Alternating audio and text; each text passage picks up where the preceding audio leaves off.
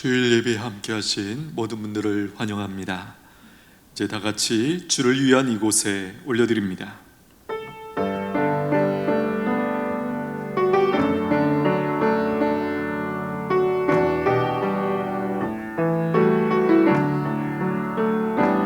묵상기도하심으로 성부, 성자, 성령 삼위 하나님께 3월 첫째 주 주일 예배로 나가겠습니다.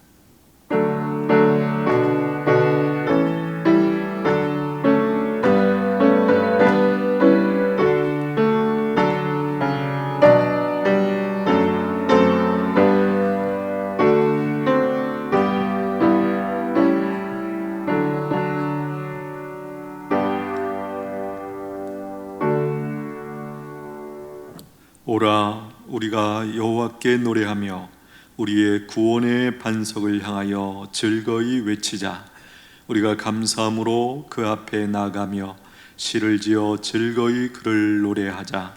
그는 우리의 하나님이시요 우리는 그가 기르시는 백성이며 그의 손이 돌보시는 양이기 때문이라. 하나님은 영이시니 예배하는 자가 영과 진리로 예배할지니라. 아멘.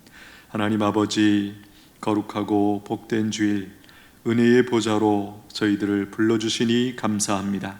하나님이 찾으시는 참된 예배자로 하나님 앞에 서기를 원합니다. 각 가정에서 드리는 저희들의 예배를 받아 주시옵소서. 이런 상황에서 두려워하지 말라는 주님의 말씀을 듣기를 원합니다. 믿음으로 누리게 하여 주시옵소서. 주시는 은혜를 믿음으로 받고 하나님의 자녀답게 살아 복의 통로로 살아가는 은천의 모든 가족들 되게 하여 주옵소서. 예수님의 이름으로 기원하옵나이다. 아멘. 찬송가 1장 올려드립니다.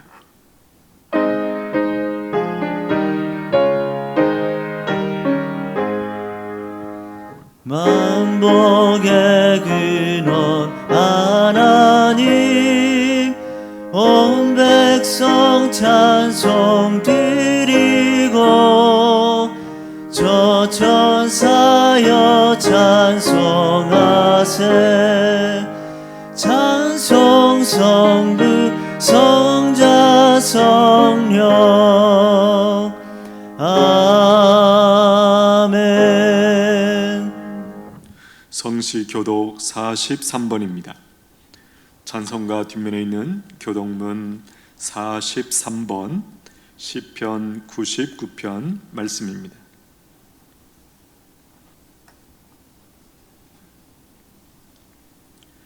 여호와께서 다스리시니 만민이 떨 것이요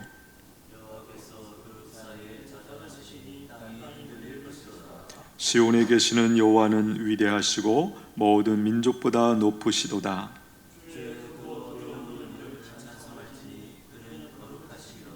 능력 있는 왕은 정의를 사랑하느니라. 주께서 공의를 견고하게 세우시고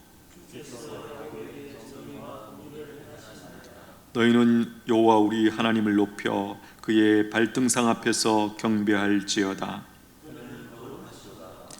그의 제사장들 중에는 모세와 아론이 있고 그의 이름을 부르는 자들 중에는 사무엘이 있도다. 여호와께서 구름 기둥 가운데서 그들에게 말씀하시니 여호와 우리 하나님이여 주께서는 그들에게 응답하셨고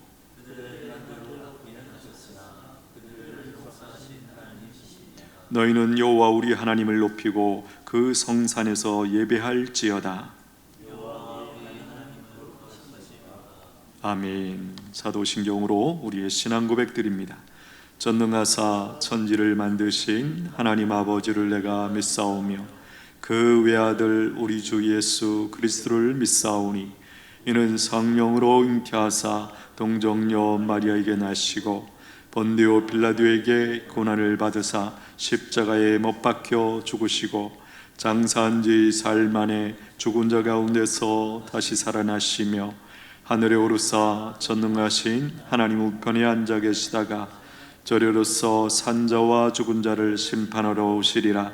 성령을 믿사오며 거룩한 공회와 성도가 서로 교통하는 것과 죄를 사하여 주시는 것과 몸이 다시 사는 것과 영원히 사는 것을 믿사옵나이다. 아멘. 찬송가 300장 올려드립니다.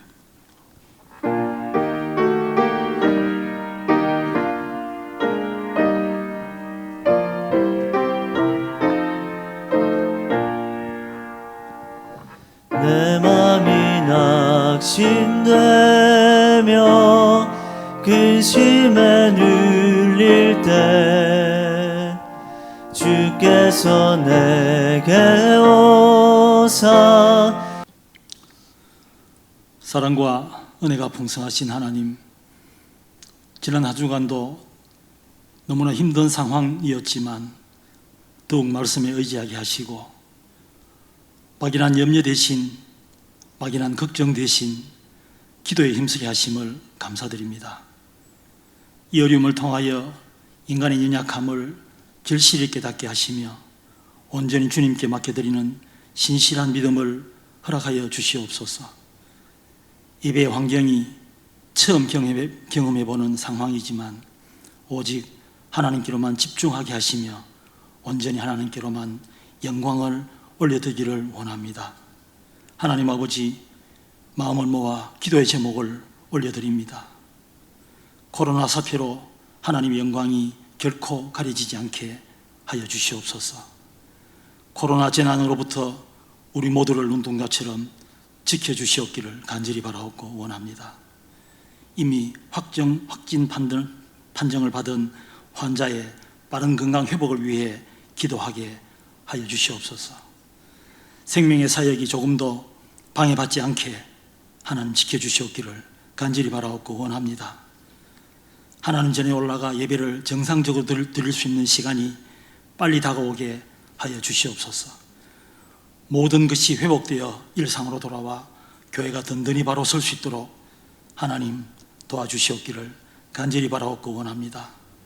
하나님, 이 시간 회개 자리로 하나님 저희들 함께 하여 주시옵소서. 하늘을 닫아 비가 내리지 아니하거나 메뚜기에게 토산을 먹게 하거나 전염병이 이 백성을 뒤덮을 때 내 백성이 악에서 떠나 스스로 낮추어 하나님의 얼굴을 바라게 하면 하나님께서 그 땅을 고쳐주신다고 약속하신 말씀 한 주간 붙들고 기도하는 저희들 되게 하시옵소서. 하나님, 저희들 미움과 질투, 시기, 우상숭배, 이 악의 자리에서 떠날 수 있는 저희들이 될 수 있도록 하나님 인도하여 주시옵소서. 하나님, 특별히 건강이 연약한 성도님들 오직 하나님께로만 의지하는 믿음을 주시고 다시 나쁜 질병에 사로잡히지 않도록 하나님 지켜주시옵기를 간절히 바라옵고 원합니다. 담임 목사님 한 주간 기도하며 준비한 말씀 선포합니다. 이 말씀 듣고 한 주간 승리하는 삶 하나님 인도하여 주시옵소서. 예수님 이름으로 기도드리옵나이다. 아멘.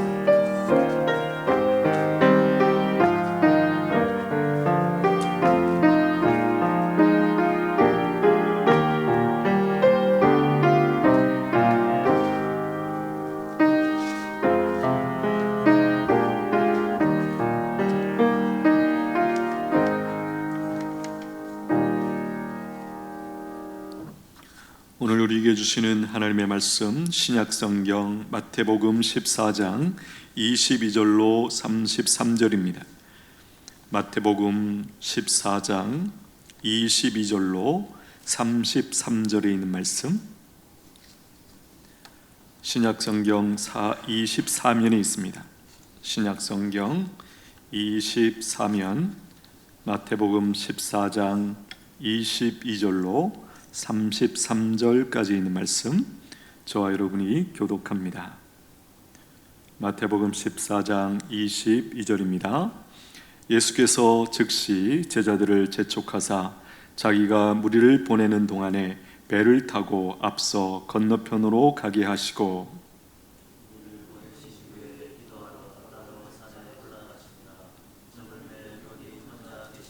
배가 이미 육지에서 술이나 떠나서 바람이 거스름으로 물결로 말미암아 고난을 당하더라.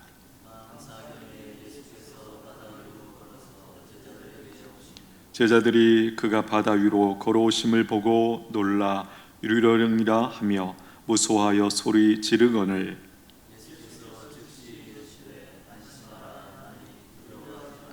베드로가 대답하여 이르되 주여 만일 주님이시거든 나를 명하사 물 위로 오라 하소서 하니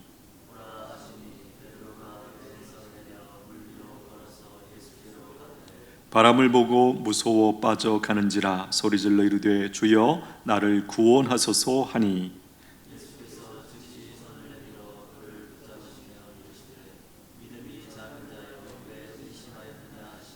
배에 함께 오름에 바람이 그치는지라 배에 있는 사람들이 예수께 절하며 이르되 진실로 하나님의 아들이로소이다 하더라.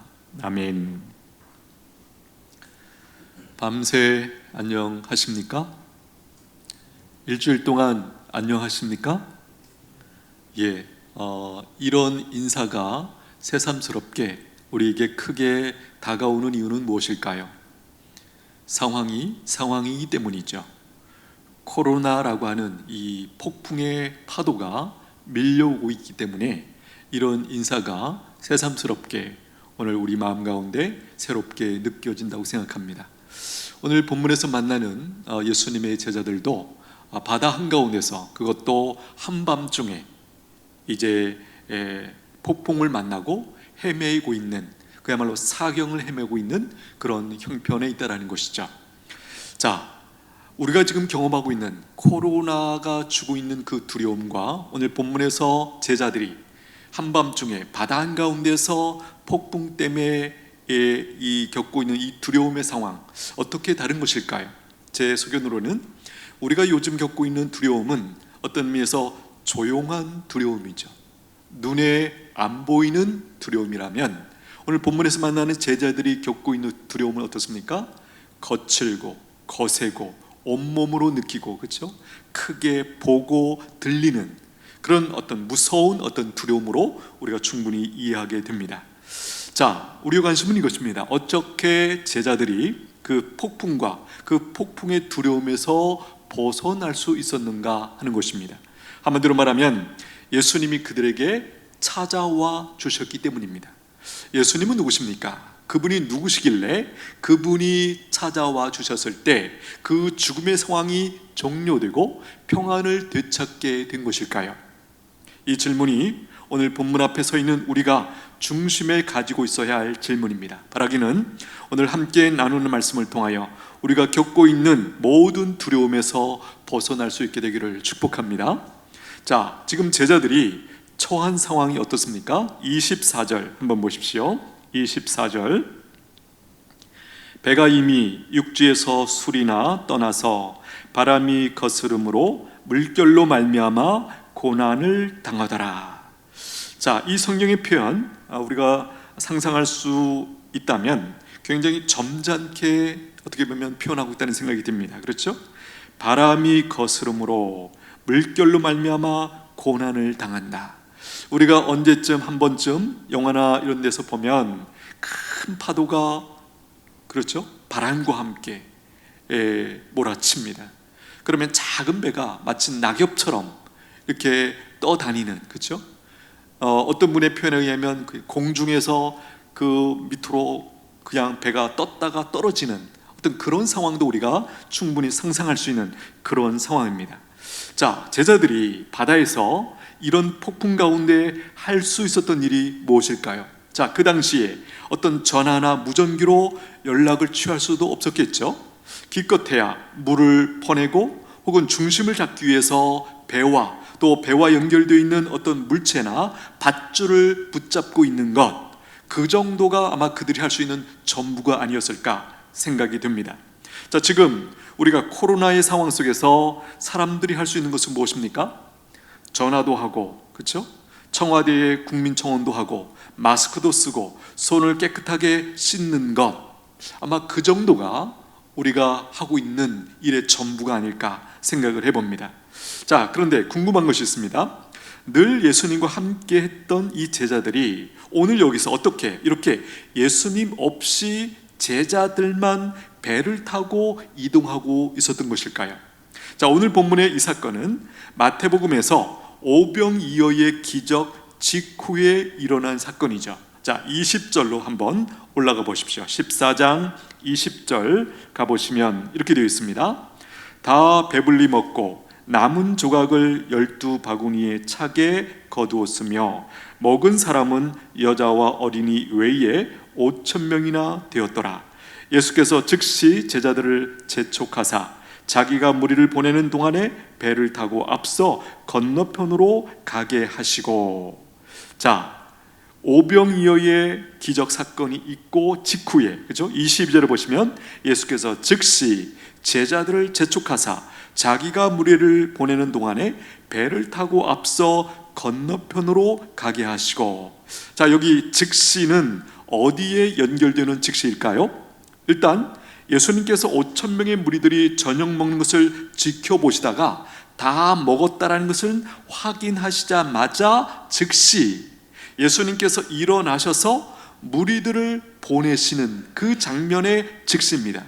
또 한 가지 즉시는 어떻게 연결됩니까? 또 즉시 제자들을 재촉하사 배를 타고 먼저 건너편으로 가게 하십니다. 그래서 제자들만 배를 타고 이동하게 된 것이죠. 여기 흥미로운 장면은 보통 이런 상황에서 많은 경우는 우리가 우리의 문화권에서 이해하면 어떻게 되죠? 예수님이 그 무리들을 보내거나 제자들을 먼저 보내고 이런 상황이 아니고, 대부분은 제자들이 이제 이 상황을 종료하고 정리하고 그 다음에 예수님 어떻게 할까요? 그러면 이제 그때 예수님이 그럼 너희들은 먼저 가라, 이렇게 우리가 우리식으로 이해하면 그럴 수 있는데, 그렇지 않고 예수님이 무리들도 챙겨서 가게 하시고 제자들도 배를 타고 먼저 건너가게 하시는 이런 상황, 무엇입니까? 뒤에서 우리가 확인할 수 있겠지만 바로 예수님 가운데 계획이 있으셨기 때문입니다. 예수님 나름대로의 일정이 있으셨기 때문에 이와 같이 이 상황을 빨리 종료하고 이제 보내는 그런 상황으로 우리가 이해할 수 있는 것이죠. 그러면 왜 이렇게 무리들과 제자들을 재촉해서 보내고 계신 것일까? 자, 상황적으로 보면요, 저녁이 되어서 더 어둡기 전에 제자들과 무리들이 집으로, 목적지로 편안하게 돌아갈 수 있도록 하기 위해서 지금 예수님이 재촉하고 계시는구나, 우리가 상황적으로 이해할 수 있습니다. 자, 여기서 우리는 예수님의 따뜻한 배려가 느껴집니다. 예수님께서는 그들의 허기지는 배를 채워주셨을 뿐만 아니라, 물론 그 배를 채우기 전에는 그들의 망가진 고장난 몸을 치료해 주셨죠. 그래서 치료해 주시는 중에 이제 드디어 저녁이 되었고, 저녁도 예수님께서 오병이어의 기적을 통해서 먹여주시고, 그 저녁을 다 먹고 난 후에 이제 돌아가는 그 일정에도 예수님께서 관심을 가지시고 아주 구체적으로 세밀하게 그들을 돌보고 계시는 예수님의 이 자상한 모습을 여기서 발견하게 됩니다. 여러분, 우리가 현재 겪고 있는 이 코로나의 상황, 우리가 믿음으로 알게 되는 것이 무엇입니까? 이 상황 중에도 예수님이 우리를 그렇게 돌보시고 계신다는 사실을 믿으시게 되기를 축복합니다.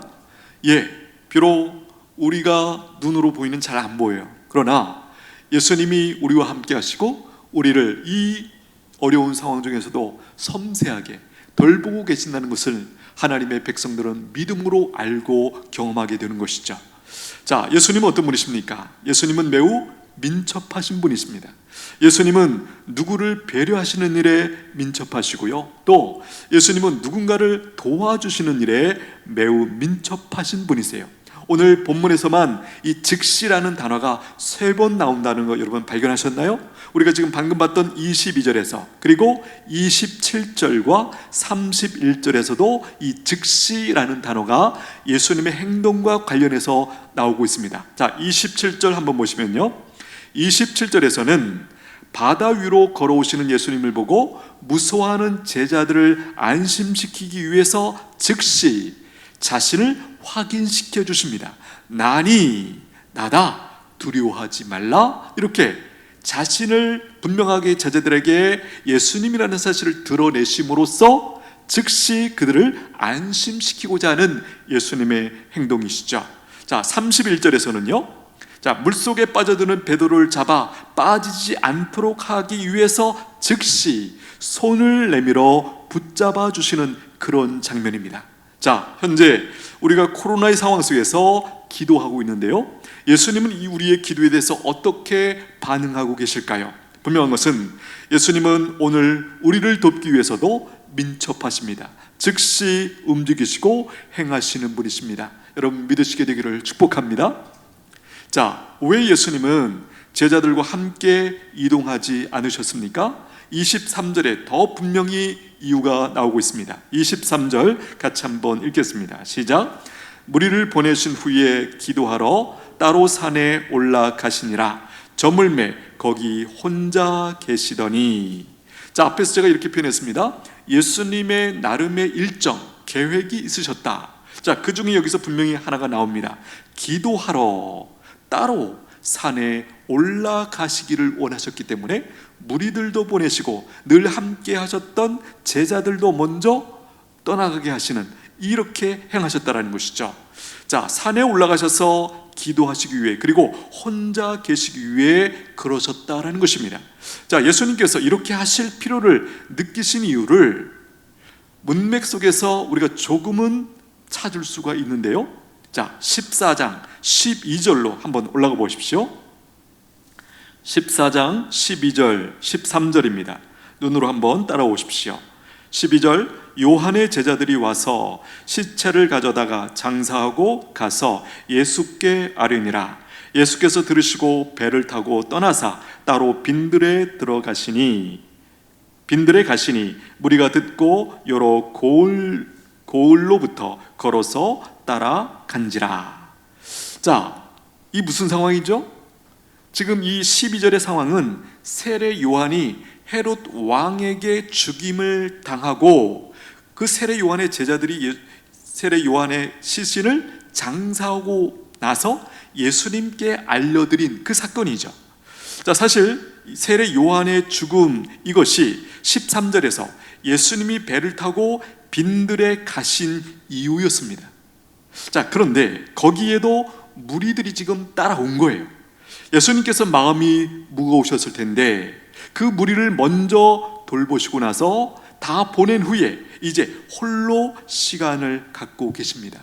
여러분 한번 생각해 보십시오. 세례 요한이 누구입니까? 예수님보다 먼저 하나님께 보내심을 받아 예수님의 길을 예비해 주고 하나님의 뜻을 헤롯 왕에게 선포하다가 인간적으로 보면 황망하게 죽음을 당한 세례 요한 아닙니까? 우리가 아는 것처럼 세례 요한이 결국 이스라엘 백성들에게 하나님의 말씀을 선포하면서 동시에 뭐 했죠? 가장 중요한 그의 사역이 뭐예요? 바로 예수님을 그들이 맞을 수 있도록, 영접할 수 있도록 길을 준비했죠. 결정적인 것은 자기 제자들도 이분이 내가 존재하는 이유다, 내가 지금 이렇게 살고 있고 이 광야에서 너희들에게 말씀을 가르치는 이유는 다름이 아니라 바로 이분에게 너희들을 안내하기 위해서 내가 지금 이렇게 사역하고 있다. 그래서 자기 자신의 제자들도 그 예수님께 보내는 그 사건이 나오지 않습니까? 자, 여러분 그야말로 예수님도 이 사실을 너무나 잘 알고 계셨죠. 세례 요한이 나보다 조금 더 와서 6개월 먼저 왔죠. 이 세상에 먼저 태어났죠. 그래서 자신의 길을 예비해 줬다라는 거 예수님이 알고 계셨죠. 어떻게 보면 예수님 입장에서 볼 때 이 세례 요한만큼 인간적으로 볼 때 고마운 사람이 있었을까? 예수님이 이스라엘 백성들 가운데 알려지고 또 그 이스라엘 백성들의 마음이 예수님께로 향하도록 그 중요한 역할을 해줬던, 어떻게 보면 동역자와 같은 이 세례 요한이 헤로드 왕의 횡포, 왜 결정적인 이유가 뭐였죠? 헤로드 왕이 자기 동생의 아내를 자기 아내로 취했을 때 세례 요한이 옳지 않다, 이 왕을 향해서 지적했죠. 바로 이 부분, 이 사건과 관련해서 이제 이 세례 요한이 죽임을 당하게 됩니다. 자, 이 소식을 접한 예수님의 마음 어떠하셨을까요? 그래서 우리가 읽었던 이 13절에서 어떻게 보면 사역을 내려놓고 이제 떠나서 배를 타고 이 바다를 지나서 또 다른 곳으로 이동하십니다. 우리가 이제 오늘 우리가 본문 읽고 있는 본문 그 뒤에 보면 거기 갔다가 다시 오세요. 그러니까 원래 의도는 뭐였다는 거죠? 그렇게 배로 떠나가서 거기서 누구도 만나지 않고 어떤 시간을, 이 상황을 좀 이렇게 소화하기를 원하셨던 것 같아요. 근데 거기에도 무리들이 따라와서 거기서 오병이어의 기적이 일어났고 그들을 빨리 보내고 이제 예수님이 홀로 산에 올라가셨던 것이죠. 여러분, 그런 무겁고 아픈 마음들을 정리하는 시간이 필요하셨던 것 같습니다. 그래서 제자들도 다 보내고 홀로 산에 올라가셔서 기도하시면서 지금 혼자 계셨던 것이죠. 자, 제자들만 먼저 보내신 또 한 가지 이유를 발견할 수 있다면 오늘 본문을 우리가 잘 이해하고 나서 내리는 결론인데요, 제자들을 훈련시키는 목적이 있으셨다라는 것을 또 발견하게 됩니다. 자, 훈련의 상황 속에 보내시고 기도하고 계신 모습으로 오늘 이 산 위에서의 예수님의 기도를 이해할 수 있게 되는 것이죠. 자, 제자들이 배에서 폭풍과 큰 파도 때문에 정신을 못 차리고 두려움 중에 고난을 당하고 있었을 때, 그때 즉 밤 사경에, 그러니까 우리식으로 말하면 새벽 4시경에 예수님께서 그 폭풍과 파도를 뚫고 걸어서 예수님께로 찾아오십니다. 자, 24절부터 한번 보십시오. 14장 24절. 배가 이미 육지에서 술이나 떠나서 바람이 거스름으로 물결로 말미암아 고난을 당하더라. 밤 사경에 예수께서 바다 위로 걸어서 제자들에게 오시니. 자, 여기서 우리가 알 수 있는 것이 무엇입니까? 하나는 제자들이 밤새도록 폭풍과 파도와 씨름하고 있었다라는 거예요. 자, 우리가 생각할 수 있는 것은 어둡기 전에 배로 제자들 보내시면서 너무 늦지 않게 도착 지점에 도착할 것을 예상했던 것 같습니다. 우리가 이렇게 추측할 수 있죠. 자, 제자들이 배를 타고 건너갈 그 목적지가 아무리 멀어도 우리가 추측할 때 2-3시간 안에는 갈 수 있는 거리였던 것이죠. 예를 들면 우리식으로 말하면 우리가 저녁이 너무 어둡기 전이라면 6시에 출발했어요. 그러면 2-3시간 후, 즉 8시나 9시 전에는 충분히 도착할 만한 그런 곳이었는데, 그 중간쯤 갔을 때 제자들이 탄 배가 폭풍을 만났죠. 그래서 그때부터 시작해서 새벽 4시까지 계산해보니까 만약 이걸 9시라고 우리가 계산한다면 새벽 4시까지, 그러니까 7시간 동안이나 폭풍 가운데서 헤매고 밀려다니고 이렇게 지금 이런 상황 속에 놓여 있었다라는 것을 여기서 우리가 확인하게 됩니다. 또 한 가지는요, 예수님께서 홀로 남으셔서 산 위에 올라 기도하시면서 세례 요한의 죽음으로 인해서 마음이 무거우셨음에도 불구하고 예수님의 마음은 제자들에게 가 있으셨고 그들의 형편을 아시고 찾아오셨다라는 거예요. 그것도 정확하게 찾아오셨습니다. 그 큰 바다에서, 그죠? 이리저리 배가 떠밀려 가고 있는데 제자들이 탄 배에 정확하게 찾아오셨다라는 것이죠. 여러분, 예수님은 어떤 분이십니까? 제자들이 처한 상황을 알고 계시고, 그렇죠? 폭풍 가운데에서 있는 그 바다 위를 걸어서 떠밀려 다니고 있는 제자들에게 정확하게 찾아오시는 분이시다. 여러분, 우리에게도 마찬가지입니다. 우리가 지금 몸은 누구나 확인할 수 있는 자리에 있습니다. 그러나 우리의 마음이 어둠 속에서, 두려움 속에서 많이 떠밀려 다니고 헤매고 있을지라도 예수님은 우리의 그 마음까지도 정확하게 찾아오시는 분인 줄로 믿습니다. 자, 오늘 본문에 의하면 이런 폭풍의 고난 가운데서 제자들이 아직 그들에게 주신 특별한 무기, 무엇입니까? 기도라는 이 무기를 사용하지 않고 있습니다. 자, 폭풍 가운데 정신이 없어서 그랬는지, 아직 이 무기를 사용할 줄 몰라서 그랬는지 잘 모르겠지만 분명한 것은 이 무기를 사용하지 않았다라는 거예요. 자, 어떻게 할 수 있습니까? 자, 만약에 제자들이 기도했다면, 그래서 예수님이 오실 것을 조금이라도 예상했다면 이렇게까지 예수님이 오셨을 때 유령이라고 생각하고 놀랐을까? 저는 아니었다고 생각해요. 기도했고 예수님이 이 상황에서도 우리 가운데 찾아오셔서 우리를 도와주실 수 있다, 이런 정도의 믿음이 있었다면 예수님이 막상 그렇게 나타나셨을 때 그렇게 놀라지는 않았을 거예요. 그런데 오늘 본문에 보면 예수님이 그렇게 찾아오셨을 때 마치 유령인 줄 알고 크게 놀랐죠. 여기서 우리 확인하는 것이 무엇입니까? 이 당시의 제자들의 믿음은 예수님이 그런 분인 줄 몰랐다는 것이죠. 폭풍 가운데 오신 것도 그렇고, 물 위를 걸어서 오시는 것도 그렇고, 자기들에게 정확하게 찾아오신 것도 그렇고 등등, 그 모든 예수님 하나하나가 결코 믿어질 수 없는 그런 사건으로 이들이 경험하고 있었다는 거예요. 여러분, 26절, 27절 한번 보십시오. 제자들이 그가 바다 위로 걸어오심을 보고 놀라 유령이라 하며 무서워하여 소리 지르거늘 예수께서 즉시 이르시되 안심하라 나니 두려워하지 말라. 자, 예수님께서 제자들이 두려움 가운데 오래 머물지 않기를 원하셔서 즉시 자신을 알리며 안심하라고, 두려워하지 말라고 이렇게 일깨워 주십니다. 자, 눈앞에 바다 위에 계신 분이 예수님일 거라고 도저히 믿기지 않았던 베드로가 예수님께 한 가지 요청을 합니다. 예수님이 정말 맞으시다면 저를 물 위로 오라 하게 하소서.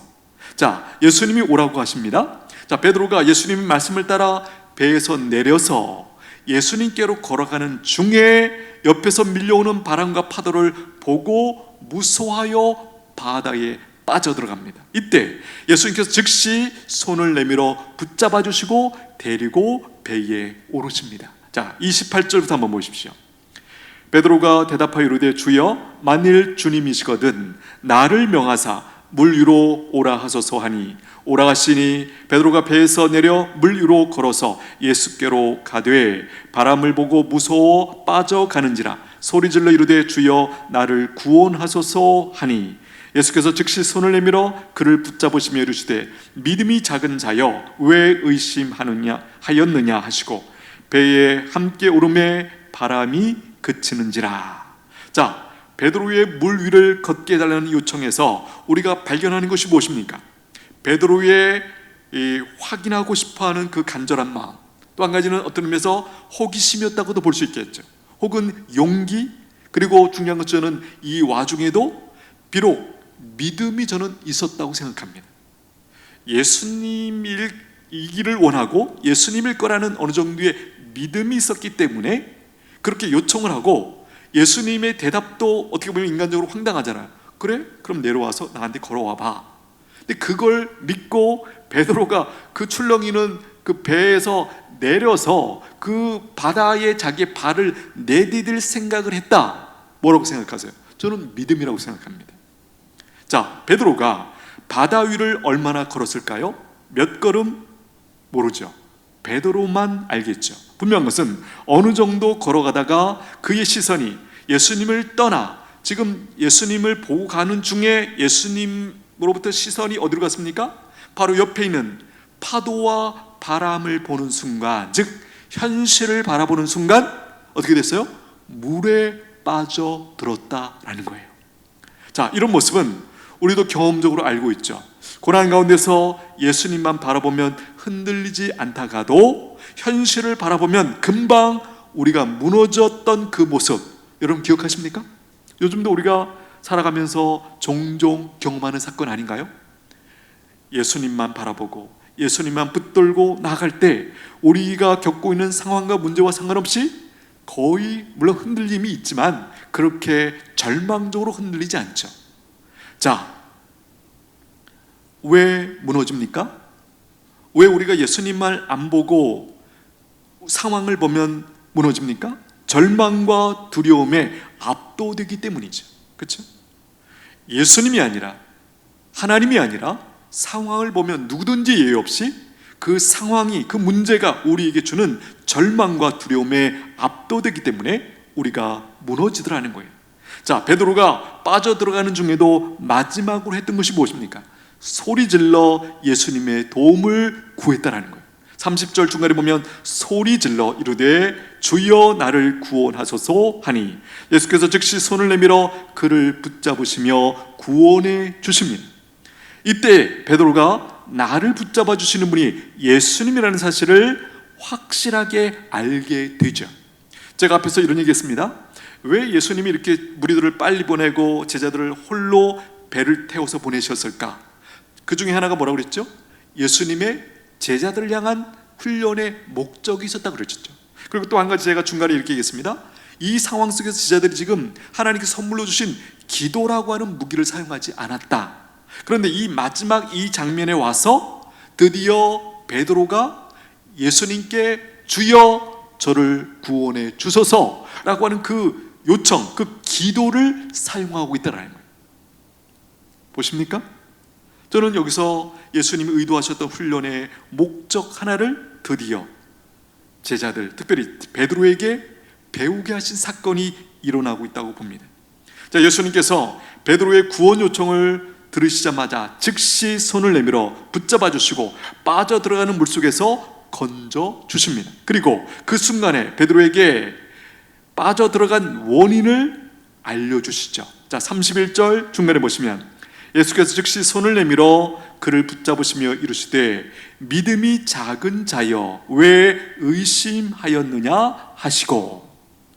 자, 우리가 조금은 여기서 이해를 좀 노력을 하게 됩니다. 그 상황에서 뭐가 그렇게 급하셔서 예수님이 그 베드로를 손으로 잡고 끌어올리시면서 그 와중에 믿음이 작은 자여 왜 의심하였느냐, 그것을 바로 그 자리에서 가르쳐 주신다는 것. 분명히 그의 믿음을 세워주는 것, 그리고 제자들의 믿음을 세워주는 것도 이 훈련의 중요한 목적이었겠구나라고 여기서 확인하게 됩니다. 자, 이 예수님의 말씀에 의하면 베드로가 바닷물에 빠져들어간 이유가 무엇입니까? 파도가 갑자기 크고 세져서도 아니고 예수님을 믿는 믿음이 작아 의심했기 때문에 지금 베드로가 그 상황 속에, 일렁이는 파도 속에 빠지게 되었다라는 거예요. 여러분, 우리도 마찬가지라는 거예요. 우리에게 현재 닥치고 있는 이 코로나 폭풍의 이 파도 속에 결정적으로 빠지는 이유가 뭘까? 이것뿐만 아니라 우리가 겪고 있는 어떤 고난이나 문제 속에서 빠지는 이유가 뭘까? 그 상황이 너무나 크고 내가 어쩔 수 없기 때문에 그게 아니라는 거예요. 예수님의 판단에 의하면 믿음이 작아 의심했기 때문에. 누구를 의심하고 있습니까? 예수님을 의심하고 있죠. 나를 붙들어 주시고 구원해 주시고 그분의 말씀대로 걷기만 하면 예수님 함께 도달할 수 있고 놀라운 이적을 경험할 수 있는 이 상황 속인데 오히려 의심했기 때문에 무너지고 자빠지고 이렇게 빠져 들어가더라는 거예요. 예수님만을 바라보고 걸어갔더라면, 그죠? 그런데 현실, 즉 바람과 파도를 보는 순간 무서움에 빠졌고, 즉 마음을 잃어버렸고 그 결과 몸도 빠졌다라는 거예요. 여기 마음을 잃어버렸고, 제가 이렇게 표현했는데요, 이 부분 우리에게도 경험이 있지 않습니까? 자, 우리가 어떤 상황 속에서 마음을 단단히 하고 있을 때는 중심을 잘 잡고 잘 견뎠죠. 그런데 마음을 잃어버리는 순간 갑자기 중심을 잃어버리고 몸이 휘청하면서 흔들리고 무너졌었죠. 기억하십니까? 저는 기억이 나는데요, 하다못해 우리가 감기에 대한 긴장이 있었어요.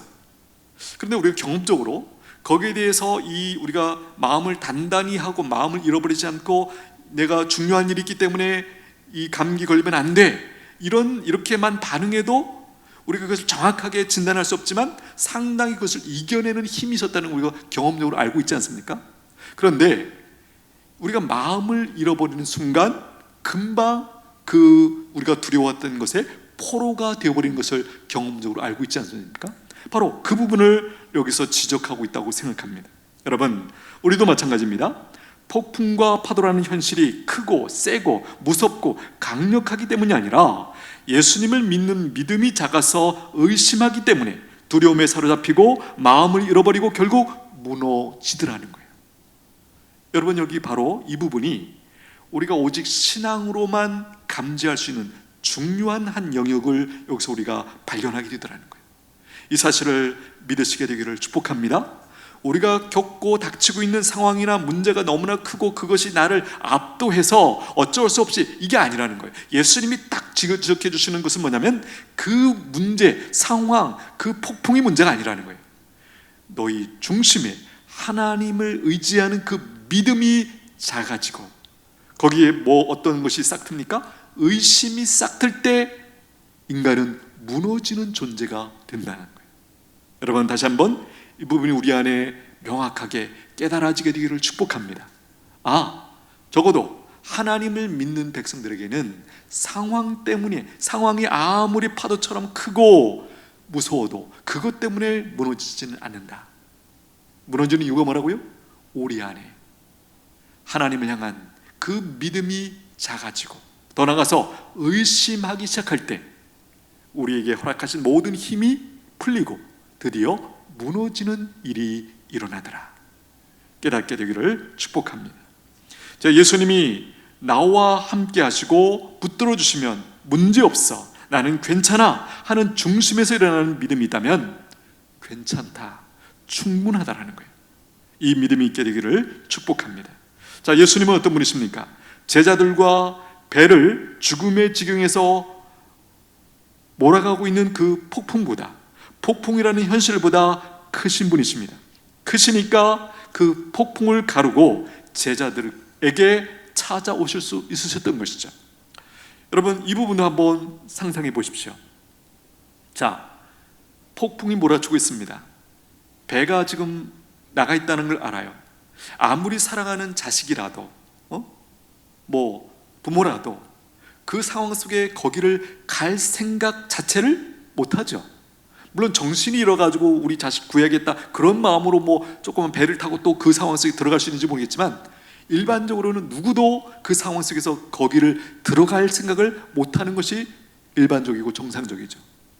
그런데 예수님이 지금 그야말로 유유히 걸어서, 그 일렁이는 파도를 걸어서 바람을 뚫고 가르고 제자들에게 찾아오셨다. 여러분, 만물의 통치자이신 예수님이 함께 요동치던 배에 오르시자 바람이 그쳤습니다. 자, 여기서 이런 질문을 하게 됩니다. 예수님은 제자들이 바다 한가운데서 폭풍과 파도로 고난 중에 있었다는 것을 아시는 순간 바로 이 폭풍과 파도를 지금처럼 잠잠케 해주시지 않으셨을까? 또 왜 이제 와서 바람을 그치게 하셨을까? 또 예수님이 바다 위에 발을 내딛자마자 바람을 잠잠케 하시고 그 다음에 걸어오셔도 되셨을 텐데 그렇게 안 하셨을까? 또 제자들의 배가 예수님의 눈에 보이는 순간 바람을 멈추게 해주셔도 됐을 텐데 왜 그렇게 하지 않으셨을까? 그렇죠? 지금 이 베드로의 반응 또 이렇게 다 하고 나서 드디어 예수님이 배에 오르시자마자 바람을 그치게 그렇게 하셨을까? 여러분, 이런 질문 최종적으로 해봅니다. 조금 더 일찍 오셨으면 좋았을 텐데, 그렇죠? 왜 새벽 4시까지 안 오셨을까? 그렇죠? 조금 더 일찍 오셨으면 그 7시간 또 밤새도록, 우리가 생각하는, 우리가 객관적으로 보고 계산하니까 7시간이지만 실제로 그 파도 속에 밀려다니고 있었던 그 제자들에게서 7시간은 7시간이 아니죠. 70시간, 7년이 되는지도 몰라요. 그렇죠? 그 무서운 공부의 시간을 왜 그토록 허락하셨을까? 오늘 전체 맥락에서 보면 그렇게 하신 목적이 있으셨다는 것이죠. 물론 앞에서 잠깐 언급이 있었는데요. 자, 여기 새벽 4시는 예수님이 제자들에게 찾아오신 시간이기도 하고 동시에 예수님께서 제자들에게 오시기까지 기다리신 시간이기도 하죠. 자, 무엇을 기다렸었을까요? 내가 가지고 있는, 제자들이 가지고 있었던 실력, 노력, 여러분 제자들 누굽니까? 제자들의 대부분은 바다에서 뼈가 굵은 사람들이에요. 그렇죠? 아마도 그들에게는 이런 마음이 있는지도 모르겠어요.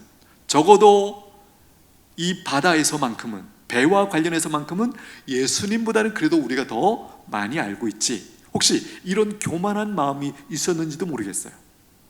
자, 어쨌든 그들이, 그리고 오늘 우리가 가지고 있는 어떤 실력이나 노력, 그 무엇으로도 어찌할 수 없다라는 것을 깨닫고 두 손 들고 그야말로 하나님을 찾기를 원하셨던 것 같아요.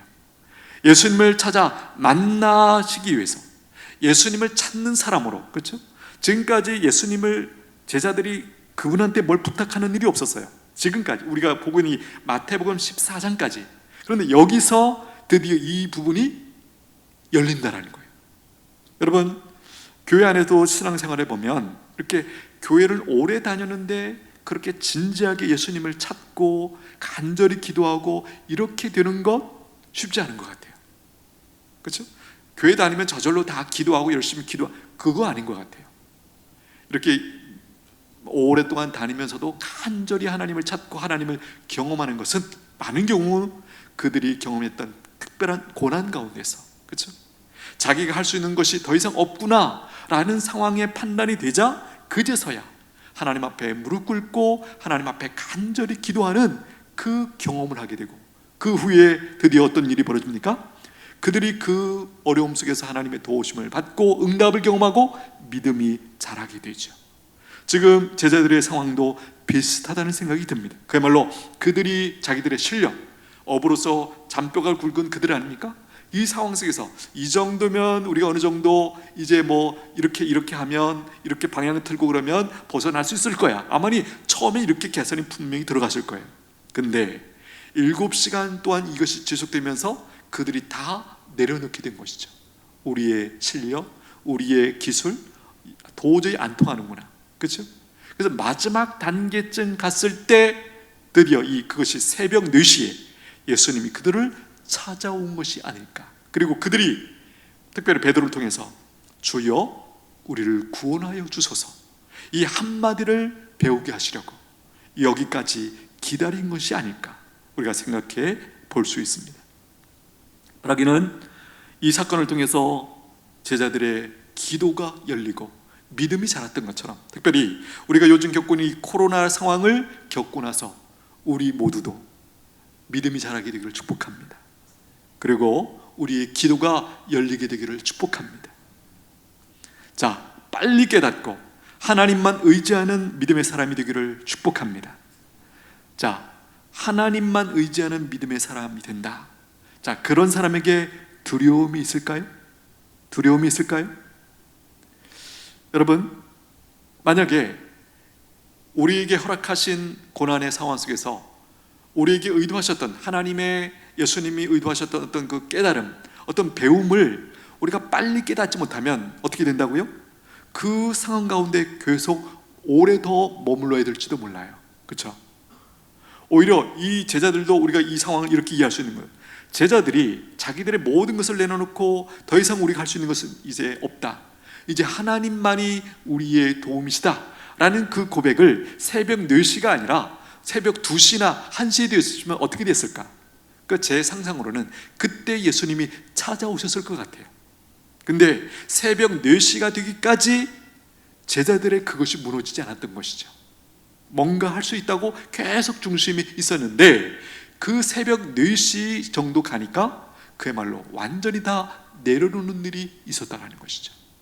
바라기는 우리가 지금 어떤 고난 가운데 있다면 여러분들이 그 부분에서 이 질문을 하셔야 돼요. 이 상황을 통해서, 이 고난을 통해서 하나님께서 나에게 배우게 하신 것이 무엇일까? 빨리 깨닫고 그것을 붙들면 거기서 빨리 돌이키는 은혜가 주어질 줄로 믿습니다. 여러분, 누구나 고난의 어떤 명분과 목적을 알면 훨씬 더 견디기가 쉽죠. 자, 이런 상황 나중에 알고 보니까 무엇입니까? 제자들을 훈련하시는 예수님의 목적이 있으셨구나. 우리가 맥락 속에서 그것을 끝에 가서 확인하게 됩니다. 여기서 중요한 것은 우리에게도 나를 향한 선한 하나님의 뜻과 목적이 있다는 거예요. 자, 다르게 말하면 나를 훈련시키신다는 것이죠. 왜 훈련을 시키십니까? 훈련 이후에 나를 통해서 하나님의 귀하신 뜻을 섬길 수 있는 기회를 주시기 위해서죠. 이게 무슨 뜻이죠? 나에게는 미래가 있다는 뜻입니다. 자, 지금 제자들의 상황에서 이해하면 이게 무슨 뜻일까요? 이 폭풍과 파도 속에서 죽지 않는다라는 뜻이죠. 이해가 되시나요? 지금 이렇게 이 상황을 본문 속에서 이렇게 해석했습니다. 제자들을 향한 이 믿음의 훈련, 그리고 기도가 열리게 하시는 이 훈련을 하고 있다. 훈련의 목표는 뭐예요? 말씀드린 것처럼 훈련이 끝난 다음에 그들을 통해서, 믿음의 사람들을 통해서 하나님의 뜻을 이루어 가시는 거죠. 그러니까 지금 비록 죽을 것 같은 사경을 헤매는 이 폭풍 가운데서도 이 목적을 이루기만 하면 그 다음에 그들에게 여전히 미래가 있다라는 것이죠. 죽지 않는다라는 거예요. 자, 이런 맥락에서 보면 이런 상황을 통해 믿음의 가치와 능력을 배우게 하고 또 제자들의 믿음을 세워주고 무엇보다 예수님 자신이 누구신지를 제자들에게 보여주시는데 큰 목적이 있었다라는 것을 발견하게 됩니다. 자, 예수님은 어떤 분이십니까? 폭풍을 초월하시는 분이시고 폭풍을 통제하시는 분이십니다. 그렇다면 그 예수님은 오늘 우리의 문제도 통제하실 수 있는 줄로 믿습니다. 우리가 겪고 있고 만나고 있는 어떤 상황이나 문제라 할지라도 이것을 통제하실 수 없는 것이 아니라 예수님께는 모든 상황, 모든 문제를 통제하실 수 있는 분이십니다. 자, 이 사건의 최종 결론이 무엇입니까? 자, 33절 한번 보십시오. 배에 있는 사람들이 예수께 절하며 이르되 진실로 하나님의 아들이소이다 하더라. 여기 배에 있는 사람들이 누구죠? 제자들이죠. 오병이어를 경험했던 맛본 나머지 사람들은 그 산에서 걸어서 다 집으로 돌아갔던 거예요. 그들이 거기 올 때도 걸어서 왔었고 여기 그러니까 이 배에 있는 사람들 오직 제자들 뿐이죠. 여기 보십시오. 예수께 절하며 무슨 뜻이죠? 진정한 경배의 표현이죠. 제자들이 이 상황 속에서 예수님을 바르게 알고 예수님께 마땅한 태도를 취하게 되죠.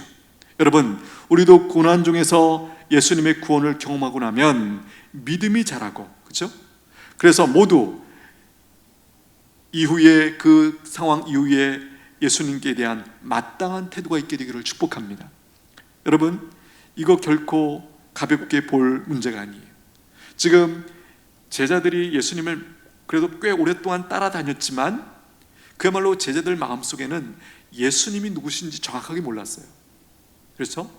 그래서 따라다니면서도 예수님이 기대하시고 마땅히 예수님께 취해야 할 그 정도의 태도는 여기서 표현한 대로 그를 진심으로 절하며 경배하는 그 정도의 어떤 그 믿음은 아직은 없었다는 것이죠. 그런데 바로 이 사건을 통해서 그야말로 예수님이 배에 오르시자 자기들을 구원을 해 주시기 위해서 오신 그것도 감사해도 그렇고 그분이 누구신지를 그 상황 속에서 이들이 직감적으로 깨닫게 된 것이죠. 그 다음에 보십시오. 예수께 절하며 이르되 진실로 하나님의 아들이시오이다. 무슨 뜻입니까? 진정한 믿음의 고백이 나옵니다. 하나님의 아들이십니다. 하나님의 아들이시기에 바다 위를 걸으시며 바람을 잔잔케 하실 수 있음을 우리가 드디어 깨닫습니다. 그 뜻이죠. 여러분, 전에도 제자들이 알고 있었지만 이런 위기 속에서 예수님의 본연의 모습을 보니까 그야말로 절하며 고백이, 진정한 믿음의 고백이 나오고 있더라는 거예요. 자, 이 사건을 겪고 나서 제자들이 얻게 된 것은 무엇입니까? 예수님이 자연의 통치자이시고 만물의 주권자이시다. 자, 코로나 사건을 겪고 나서 우리가 얻게 될 결론이 무엇입니까? 아, 예수님이 만물의 통치자이시고 주권자이시구나. 그렇죠? 예수님을 이렇게 바로하는 것이 왜 그렇게 중요한가? 여러분, 요한복음 17장 3절 영생은 곧 유일하신 참 하나님과 그가 보내신 자 예수 그리스도를 아는 것이니라. 영생이 무엇입니까? 구원의 결과죠. 그런데 그 구원과 영생은 무엇의 결론이라고 말씀하십니까? 무엇이라고 말씀하십니까? 예수 그리스도, 하나님과 예수 그리스도를 아는 것이 곧 구원이고 영생이다. 호세아 4장 6절 우리가 잘 아는 말씀이죠. 내 백성이 지식이 없으므로 망하는도다. 어떤 지식입니까? 바로 하나님을 아는 지식이죠. 하나님을 모르기 때문에 그들이 망한다라는 거예요. 여러분, 분명한 것은 예수님을 아는 것만큼 두려워하지 않을 수 있는 줄로 믿습니다. 다시 한번 이 표현을 잘 묵상하십시오. 예수님을 아는 것만큼, 그리고 그분과 내가 어떤 관계 속에 있는지를 명확하게 분명하게 아는 것만큼 우리 안에서 두려움은 사라지게 될 것입니다. 자, 이 사건 이후에 또 제자들이 깨닫게 것이 무엇입니까? 한 가지 이렇게 정리하고 싶습니다. 예수님이 같은 배에 안 타고 계셔도 나와 함께 하신다는 사실을 깨닫게 되었을 것입니다. 그렇죠? 분명히 제자들이 경험한 것은 예수님은 안 오셨어요. 그 산에 머물러 계셨어요. 그런데 이 사건을 경험하고 나서 자기들의 형편을 정확하게 하시고 찾아오셔서 구원해 주신 이 사건을 경험하면서 아, 예수님이 시각적으로 우리와 함께 하지 않으셔도 그분은 우리와 함께 하시는 분이시구나 라는 것을 드디어 깨닫게 된 것이죠.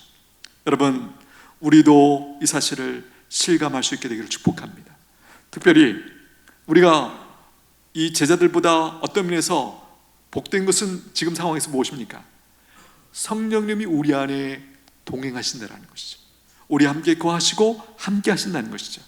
우리가 언제 예수님이 하나님 나와 함께 하신다는 것을 분명하게 우리가 스스로 확증할 수 있습니까? 성령 충만할 때이죠.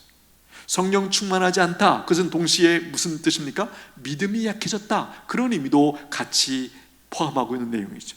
그때는 마치 우리가 어떻게 느낍니까? 특별히 큰 고난 가운데서 나 홀로 있는 것 같아요. 하나님이 나를 버리신 것 같은 느낌까지도 느끼더라고요. 그러나 그 분명한 것은 그것은 사실이 아니에요. 우리가 예수 그리스도를 믿어 구원받은 백성이라면 반드시 무엇입니까? 그분은 우리와 함께 계세요. 그렇죠? 함께 안 하시다가 우리가 기도할 때 오시는 것이 아니라 늘 우리와 함께 하시죠. 우리가 기도할 때, 성령 충만할 때 그분이 나와 함께 하심을 우리 안에서 성령께서 확증시켜 주시죠. 그때 어떤 일이 벌어집니까? 두려움에서 벗어나게 되더라는 거예요. 아, 하나님이 나와 함께 하신다. 그러므로 지금 내가 처해 있는 상황이 아무리 어렵고 힘들어도 나는 괜찮다. 이것이 하나님을 믿는 하나님의 자녀들의 결론이에요. 그때 두려움이 떠나가게 될 줄로 믿습니다. 그때 두려움이 떠난 자리에 자유함과 담대함이 우리를 채우고 우리가 정상적으로, 그야말로 정상적으로 생활하는 그 은혜를 누리게 될 줄로 믿습니다. 바라기는 이 어려운 상황이 오히려 우리의 믿음이 자라고 하나님을 깊이 경험하고 더 큰 하나님의 은혜로 말미암은 그 자유함과 담대함을 누리는 그 은혜가 있게 되기를 축복합니다. 기도하겠습니다. 하나님 아버지, 저희들이 직면한 고난과 코로나의 위험 속에서 하나님만을, 예수님만을 온전히 믿고 의지하기를 원합니다. 그 어떤 폭풍의 파도도 예수님이 함께 하실 때 잠잠케 된다는 것을 경험케 하여 주옵소서. 코로나 확진자들을 불쌍히 여겨주시고 치료해 주시고 구원하여 주옵소서. 코로나 확진자들을 치료 중에 있는 의료진들과 관계자들을 지켜 주옵소서. 붙들어 주옵소서. 성도들, 이런 시기에 하나님께 기도하는 사명을 잘 감당하는 저희들 모두가 되게 하여 주시옵소서. 예수님의 이름으로 기도하옵나이다. 아멘. 찬송가 399장 올려드립니다.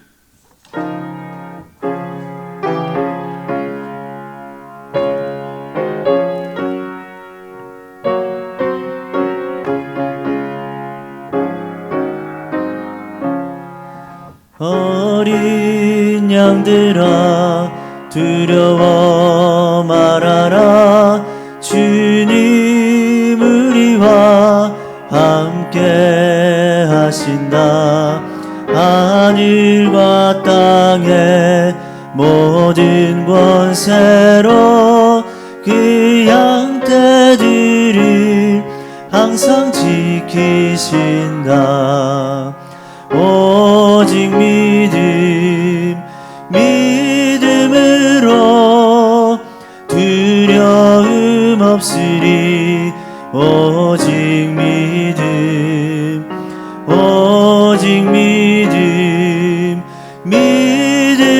믿음으로 두려움 없으리. 오직 믿음. 어린 양들아 두려워 말아라. 주가 내 갈 길 인도하신다.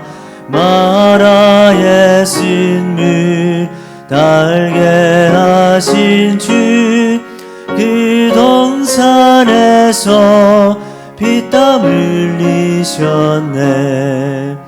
오직 믿음으로 두려움 없으리. 오직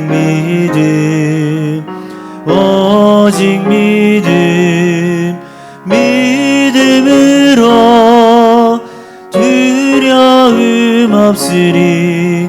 오직 믿음. 어린 양들아 두려워 말아라. 주님 언제나 함께 하신다. 고난과 역경 환난 중에도 능력의 주님 너를 지키신다. 오직 믿음으로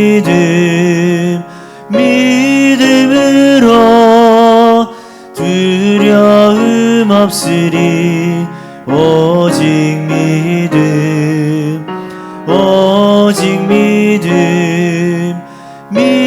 믿음으로 두려움 없으리.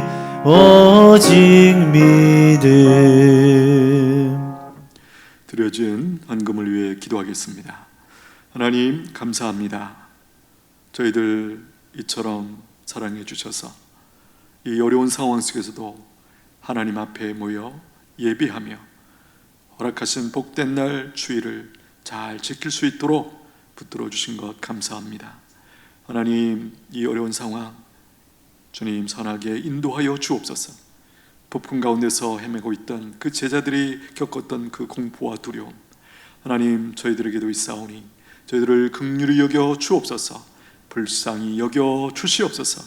하나님의 도우심을 구할 줄 아는 주의 백성들 되게 하여 주시옵소서.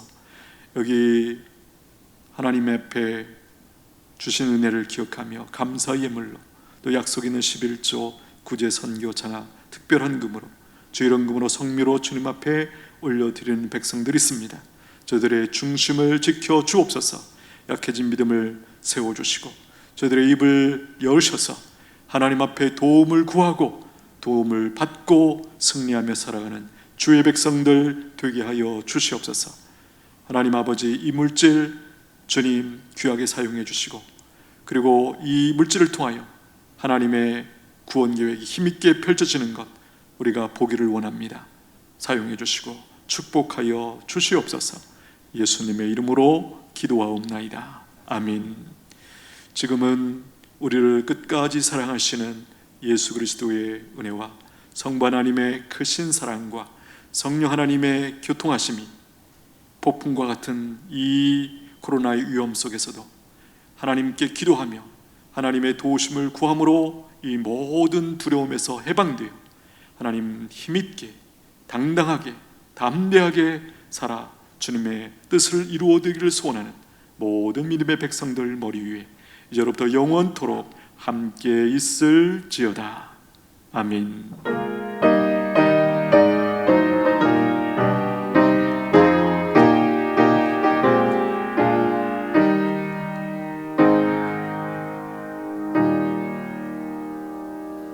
감사합니다. 우리 한번 따라 하시겠습니다. 제가 앞에 두려워하지 않을 이유, 그러면 여러분들이 예수님께 있습니다, 이렇게 한번 반응해 주십시오. 제가 앞부분 합니다. 두려워하지 않을 이유. 다시 한번 하겠습니다. 두려워하지 않을 이유. 아멘. 자, 우리 지난주 암송 말씀 같이 봅니다. 예수 그리스도의 재림, 데살로니가 전서 4장 16절 17절 말씀. 주께서 호령과 천사장의 소리와 하나님의 나팔 소리로 친히 하늘로부터 강림하시리니 그리스도 안에서 죽은 자들이 먼저 일어나고 그 후에 우리 살아남은 자들도 그들과 함께 구름 속으로 끌어올려 공중에서 주를 영접하게 하시리니 그리하여 우리가 항상 주와 함께 있으리라. 데살로니가 전서 4장 16절 17절 말씀. 아멘. 금주의 암송 말씀 같이 한번 읽겠습니다. 시작. 순종의 생활. 요한복음 14장 21절 말씀. 나의 계명을 지키는 자라야 나를 사랑하는 자니 나를 사랑하는 자는 내 아버지께 사랑을 받을 것이요 나도 그를 사랑하여 그에게 나를 나타내리라. 요한복음 14장 21절 말씀. 아멘. 교회 소식입니다. 오늘은 원래 교회 설립 55주년 기념주일이죠. 기념주일인 것은 맞고 우리가 뭔가 계획했던 일이 있는데 행사를 하지 못하고 다음으로 연기하도록 하겠습니다. 알림입니다. 지난주에 조금 더 첨가된 내용들이 있습니다. 빠르게 확산되고 있는 대구 지역 신종 코로나 바이러스 상황 때문에 당회에서 몇 가지 결정을 했습니다. 모든 예배, 주일 오후 예배, 수요 예배, 금요기도 회, 그다음에 새벽 기도는 드리지 않고, 그다음에 주일 오전 예배는 주일 오전 11시에 보내드린 문자 혹은 유튜브 영상으로 각 가정에서 컴퓨터로 혹은 핸드폰으로 드릴 수 있겠습니다. 지난주에 상황이 여의치 않아서 시간이 다 되어서 급하게 마지막으로 보내드렸던 그 문자 있죠. 이제 이번 주에도 그런 식으로 갈 텐데, 거기 보시면 그 유튜브 주소 거기를 그대로 클릭하시면 바로 들어가서 여러분들이 시청할 수 있겠습니다. 혹시 도움이 필요하신 분들은 교회 사무실로 연락 주시면 안내해 드리도록 하겠습니다. 또 각 가정에서 주일 오전 영상 예배는 모든 가족들이 함께 드린 후에 각 교회 학교 부서 예배도 부모님들과 함께 드리시고 나서 들은 말씀을 가지고 함께 나누고 또 기도하는 시간도 갖고, 그래서 특별히 가족들이 함께 교제하는 그런 시간으로 삼았으면 좋겠습니다. 일종의 가정 예배를 훈련하는 기회로 삼아도 좋겠습니다. 자, 교회 학교 부서 예배는요, 담당 교역자들이 준비한 영상을 보내드리도록 하겠습니다. 모든 성도는 영상 예배를 드리기 전에 미리 헌금 봉투를 개인별로 집에서 준비하여 평소에 드리시던 대로 헌금을 한 후 모아서 나중에 교회에서 예배 드릴 때 드리시면 되겠습니다. 집에서 가족들이 함께 예배를 드리면서 헌금을 드리는 것을 비롯해서 여러 가지 면에서 자녀들에게 본을 보이시고 가르칠 수 있는 좋은 기회입니다. 특별히 온라인 헌금, 은행 계좌로 송금하시기를 원하시는 분들은 기존 주보에 나와 있는 그 주소로 송금하실 수 있겠습니다. 새벽 예배는 당일 본문을 담당 목사님들이 15줄 정도로 핵심 메시지를 정리해서 매일 문자로 보내드리고 있습니다. 믿음으로 받으시고 활용할 수 있게 되기를 바랍니다. 모든 행사와 사역들도 당분간 중단하거나 연기합니다. 매일 저녁 10시에 모든 성도들이 각자의 처소에서 기도하기로 했습니다. 각 성도들이 개인적으로 혹은 가족들이 함께 기도하는 기회로 삼으면 좋겠습니다. 기도 제목은 매일 알려드리고 있습니다. 특별히 새벽 예배 그 묵상과 함께 맨 밑에 그 기도 제목을 알려드리고 있습니다. 수요 예배 시간, 그 다음에 금요 기도의 시간, 그리고 주일 오후 예배 시간에는 그 시간에 각자의 처소에서 1시간씩 성경책을 읽기로 했습니다. 읽는 범위는 당일에 알려드리도록 하겠습니다. 요즘 시편 1편부터 20편 하루에 한 번에 20편씩 지금 계속해서 읽어나가고 있습니다. 함께해 주십시오. 교우동정입니다. 우리 경인숙 권사님 파티마 병원에 입원하고 계십니다. 위에서 기도로 섬겨 주십시오. 이제 은천교회 사명, 비전, 전략 제청하겠습니다. 은천교회의 사명 무엇입니까?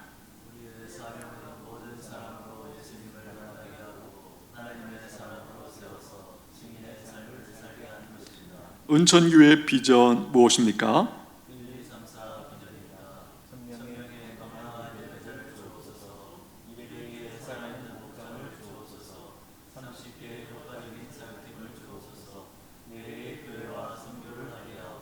이런 사명과 비전을 이루기 위한 은천교회의 전략은 무엇입니까?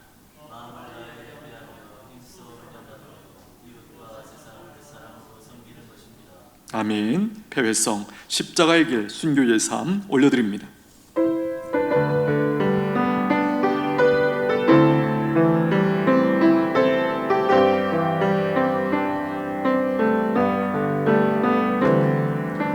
내 마음에 주를 향한 사랑이 나의 말엔 주가 주신 진리로 나의 눈에 주의 눈물 채워주소서. 내 입술에 찬양의 향기가 두 손에는 주를 닮은 섬김이 나의 삶에 주의 흔적 함께 하소서.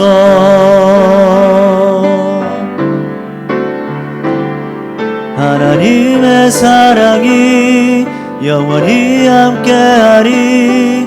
십자가의 길을 걷는 자에게, 순교자의 삶을 사는 이에게